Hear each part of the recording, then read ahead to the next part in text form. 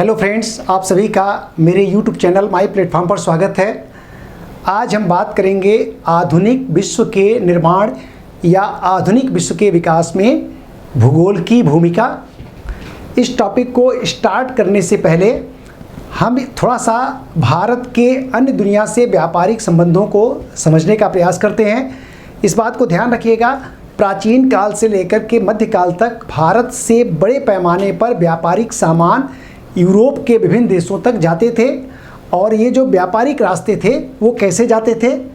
ये जो भारत है, यहाँ से अरब सागर और यहाँ से ये लाल सागर है, लाल सागर को से होते हुए, और लाल सागर ये है भूमध्य सागर।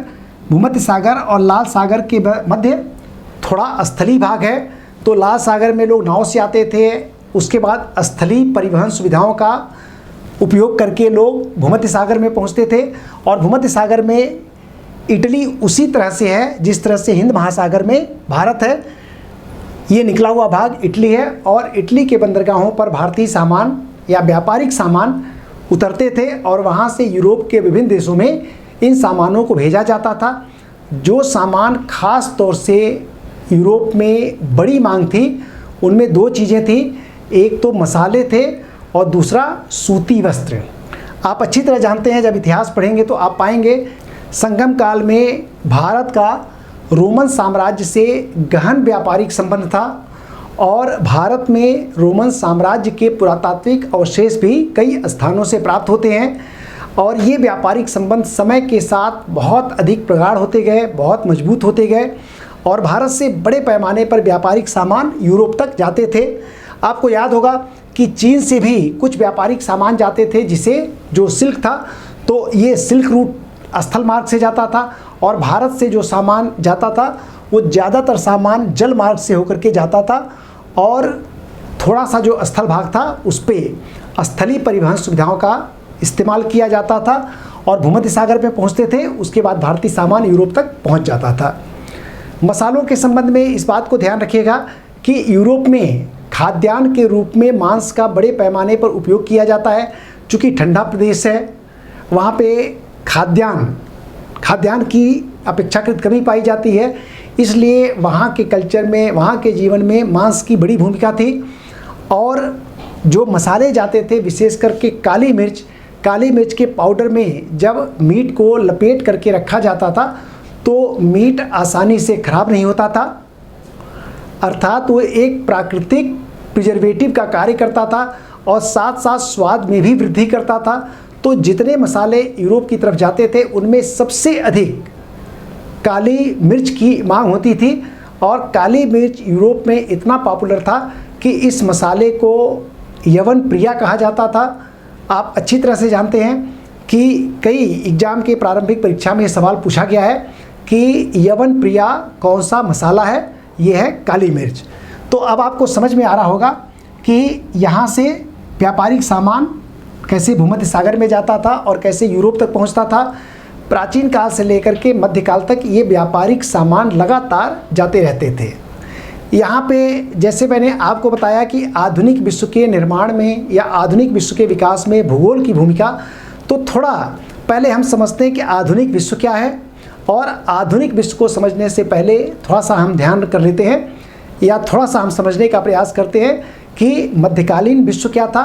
देखिए, मध्यकालीन जो यूरोप का मध्यकाल था, एक तरह से उसे अंधकार का काल माना जाता है। मध्यकाल की विशेषता क्या है कि धर्म की प्राबल्यता, धर्म का प्राधान्य, और तर्क, विज्ञान और तमाम जो साहित्य कला है, इनके क्षेत्र में उल्लेखनीय प्रगति नहीं हुई, बहुत कम इनकी प्रगति हुई। और जब आधुनिक युग आया तो तर्क और विज्ञान जीवन में बहुत महत्वपूर्ण स्थान ग्रहण कर गया, और धीरे धीरे इनका जब विकास हुआ, तर्क विज्ञान, तो प्रबोधन का काल आया, औद्योगिक क्रांति की शुरुआत हुई, और ये औद्योगिक क्रांति आज की सभ्यता का मुख्य आधार है। तो जीवन के तमाम क्षेत्रों में हम लोगों ने उल्लेखनीय प्रगति की, और इसी को कहते हैं आधुनिक काल। अब देखिए, मध्यकाल से हमको जाना था आधुनिक काल में, और आधुनिक काल में जो भूगोल ने जिस चीज़ की शुरुआत की वो था तमाम भौगोलिक खोजों का दौर प्रारंभ हो गया। 1453 में कुस्तुनतुनिया पर तुर्कों ने अधिकार कर लिया और इस राजनीतिक घटना ने विश्व के इतिहास में उथल पुथल मचा दी और जिसने अंततः आधुनिक युग के निर्माण का रास्ता साफ कर दिया। और इसी घटना ने भौगोलिक खोजों के युग को भी प्रारंभ किया। कैसे भौगोलिक खोज कैसे स्टार्ट होते हैं? अब देखिए, यूरोप का पूर्व के देश भारत से संपर्क कट गया। जो व्यापारिक मार्ग था 1453 में कुस्तुनतुनिया पर तुर्कों के अधिकार के कारण ये समस्त जो क्षेत्र था तुर्कों के राजनीतिक नियंत्रण में आ गया और तुर्कों ने जो व्यापारिक काफिले थे उनको लूटना शुरू कर दिया, व्यापारियों की हत्या करनी शुरू कर दी और जिसके कारण जो समृद्ध व्यापार इस रास्ते होता था वो रास्ता बिल्कुल ब्लॉक हो गया। और भारत पर आने के लिए वैकल्पिक रास्ते की खोज के बारे में चिंतन प्रारंभ कहाँ पे हो गया? यूरोप में, कि किसी तरह से भारत पहुँचा जाए और वैकल्पिक व्यापारिक मार्ग की खोज की जाए। अब देखिए, हमें कहाँ पे जाना है? पूर्व की तरफ जाना है। 1488 में पुर्तगाल ने एक अभियान बार्थोलोम्यू डियाज के नेतृत्व में भेजा। बार्थोलोम्यू डियाज ने अफ्रीका महाद्वीप का पूरा चक्कर लगाया और वो अफ्रीका महाद्वीप के दक्षिणतम बिंदु तक पहुंचा, केप ऑफ गुड होप आप जानते हैं। और यहाँ से ये देखा गया कि समुद्र मार्ग से एक रास्ता है जो कहाँ पे जा रहा है? पूर्व की ओर जा रहा है। लेकिन बार्थोलोम्यू डियाज के पास इतने संसाधन नहीं थे कि वो आगे की यात्रा जारी कर सके। लेकिन उसने एक बड़ा महत्वपूर्ण काम किया कि उसने अफ्रीका महाद्वीप के दक्षिणतम बिंदु की खोज कर दी थी और फिर वो बार्थोलोम्यू डियाज वापस आ गया। 1453 में तुर्कों ने अधिकार किया था कुस्तुनतुनिया का। अब देखिए, 1453 अर्थात 15वीं शताब्दी तक आते आते इंसान ने दो बड़ी खोजें कर ली थी, या दो तथ्यों का इंसान को पता चल गया था। पहला तथ्य ये था कि पहले हम ये जानते थे पृथ्वी फ्लैट है, चपटी है। अब हमें पता चल गया था पृथ्वी फुटबॉल की तरह गोल है। और दूसरी चीज़, चीन में दिशा सूचक यंत्र या कंपास का आविष्कार हो गया था। पहले के समय में जो भी नाविक होते थे वो समुद्र में उतनी दूर तक नहीं जाते थे कि उनको स्थल दिखाई देना बंद हो जाए। तो वो लोग क्या करते थे? उतनी ही दूरी तक जाते थे कि स्थल दिखाई देता रहे। अगर स्थल दिखाई देना बंद हो जाता था, वो लोग रास्ता भटक जाते थे, दिशा का ज्ञान नहीं रहता था, तो समुद्र में भटकते भटकते उनकी जान चली जाती थी। दिशा सूचक यंत्र का आविष्कार हो जाने से समुद्र में गहराई तक या दूर तक यात्रा करना संभव हो गया। तो 15वीं शताब्दी में इस बात का ज्ञान कि पृथ्वी फुटबॉल की तरह गोल है और दिशा सूचक यंत्र के आविष्कार के कारण नाविकों का गहरे समुद्र में या समुद्र में दूर तक की यात्रा कर पाना संभव हो गया। अब दूसरा अभियान स्पेन के नेतृत्व में हुआ और स्पेन ने एक नाविक को पश्चिम की तरफ भेजा। जब ये मालूम था पृथ्वी गोल है, तो अगर लगातार आप पश्चिम की तरफ जाएंगे तो एक समय आप घूम करके कहाँ पहुँच जाएंगे? पूर्व में पहुँच जाएंगे। और भारत चूँकि पूर्व में है तो पश्चिम की तरफ जाते जाते अंततः पूर्व तक पहुँचने का प्रयास किसने किया? कोलंबस ने किया। कोलंबस ने कब किया? 1492 में कोलंबस ने भारत पहुँचने के लिए पश्चिम की तरफ अर्थात अटलांटिक महासागर में बढ़ना शुरू किया और वो आकर के टकराया अमेरिकी महाद्वीप से। तो भारत तो नहीं मिला, एक नई दुनिया मिल गई जो थी अमेरिका। और वो पहुंचा कहाँ? अमेरिका के मुख्य भूमि पे नहीं पहुंचा, ये पश्चिमी द्वीप समूह पे पहुंचा। और आगे चल कर के एक अमेरिगो नामक यात्री ने अमेरिका की मुख्य भूमि पर पैर रखा, जिसके नाम पर इन महाद्वीपों को या इन बड़े स्थलखंडों को अमेरिका कहा जाता है, अमेरिगो के नाम से। तो कोलंबस कहाँ पे पहुँचा? पश्चिमी द्वीप समूह। एक नई दुनिया की खोज हो गई, भारत तो मिला नहीं। अब ये क्लियर हो गया कि भारत जाने का रास्ता पश्चिम की तरफ से नहीं जाएगा, बल्कि कहाँ से जाएगा? अफ्रीका महाद्वीप का चक्कर लगाते हुए, जो काम 1488 में बार्थोलोम्यू डियाज ने किया था। अब इसी कार्य को आगे बढ़ाने का कार्य किसे सौंपा गया? वास्को डिगामा को। वास्को डिगामा ने बार्थोलोम्यू डियाज के अधूरे कार्यों को पूरा किया और पूरा अफ्रीका महाद्वीप का चक्कर लगा करके अंततः कहाँ पहुँचा? वो भारत।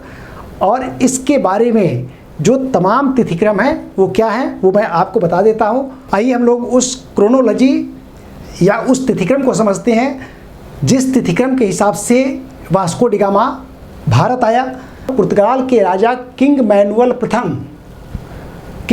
प्रथम के काल में वास्को डिगामा ने पुर्तगाल के लिस्बन से जुलाई 1497 में अपनी यात्रा प्रारंभ की और कुल मिलाकर के उसके साथ 170 लोग 4 जहाज़ों में आगे बढ़े। और जो उनके जहाज़ थे उसका एक नाम था साओ गैब्रियल, दूसरा था साओ राफेल और तीसरा जहाज़ था बेरियो। चौथा जहाज़ अननेम्ड, उसका कोई नाम नहीं था, उसमें सामान रखा हुआ था। और इन चारों जहाज़ों में एक तो अनाम था जो साओ गैब्रियल जहाज़ था, इसी में वास्को डिगामा सवार हुआ था। आप कह सकते हैं कि ये जो काफ़िला चल रहा था उसका जो नेतृत्व था उस किस शिप ने किया?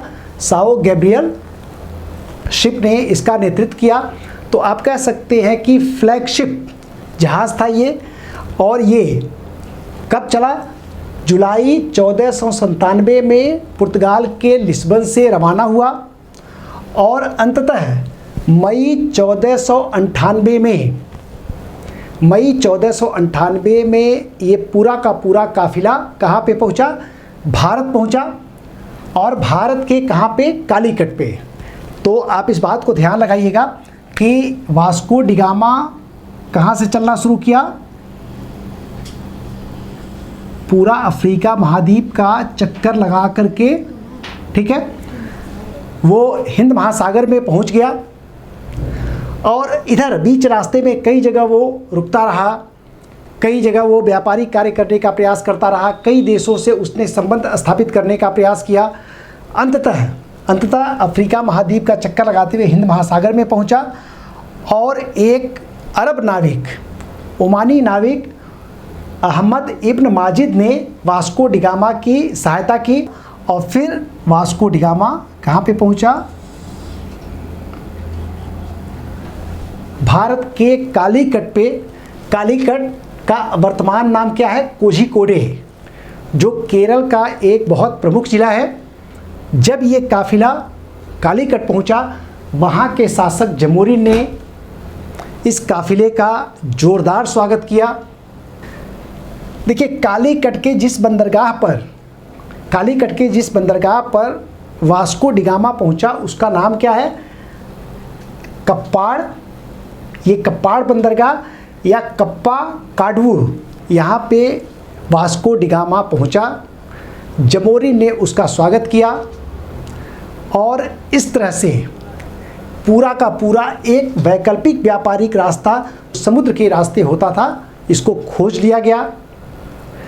और इन भौगोलिक खोजों ने आधुनिक विश्व के निर्माण में बहुत महत्वपूर्ण योगदान किया। आपने इतिहास आगे पढ़ा होगा तो आपको मालूम होगा कि पुर्तगालियों ने पूरा का पूरा हिंद महासागर का क्षेत्र कब्जे में ले लिया और हिंद महासागर को एक तरह से पुर्तगाली झील में कन्वर्ट कर दिया गया। और चूंकि पुर्तगालियों ने इस पूरे जल क्षेत्र पर अधिकार कर लिया था तो सभी लोगों को परमिट लेना पड़ता था, जिसे कहा जाता था कार्टेज। तो जिसको पुर्तगाली कार्टेज देते थे वही लोग यहाँ पे यात्रा कर सकते थे। आप कह सकते हैं कि पुर्तगालियों ने महान मुगलों से भी टैक्स की वसूली की कार्टेज के रूप में, और पूरा का पूरा व्यापारिक जो मार्ग था वो बड़े पैमाने पर जल के ऊपर विकसित हुआ। और फिर आप जानते हैं एक बड़ी नाविक शक्ति यूरोप की कौन थी? ब्रिटेन भी इस पूरे के पूरे गेम में शामिल हुआ और आगे चल कर के तमाम यूरोपीय देश अपनी अपनी कंपनियों को लेकर के भारत में आ गए, जिसमें डच भी थे, पुर्तगाली सबसे पहले आए, ठीक है। उसके बाद डच आए, उसके बाद अंग्रेज आए, इसी में डेन आए, फ्रांसीसी आए। इनके बीच में भारत में जब केंद्रीय सत्ता कमज़ोर हो गई, अर्थात मुग़लों की शक्ति का पतन हो गया, भारत में साम्राज्य स्थापित करने के लिए तमाम इन शक्तियों में संघर्ष चालू हो गया। और इस संघर्ष में अंततः ईस्ट इंडिया कंपनी अर्थात ब्रिटिश लोग सफल हुए। उन्होंने भारत पर अपना उपनिवेश स्थापित किया, साम्राज्य स्थापित किया। लंबे समय तक उन्होंने भारत पर शासन किया और भारत को इतना लूटा कि दुनिया का एक बहुत समृद्ध देश दुनिया के एक दरिद्र देशों में परिवर्तित हो गया।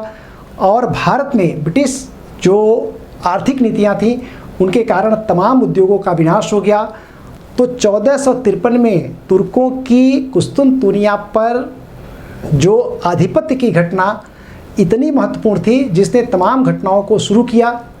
और इसीलिए कई विद्वान, कई इतिहासकार 1453 से आधुनिक युग की शुरुआत मानते हैं।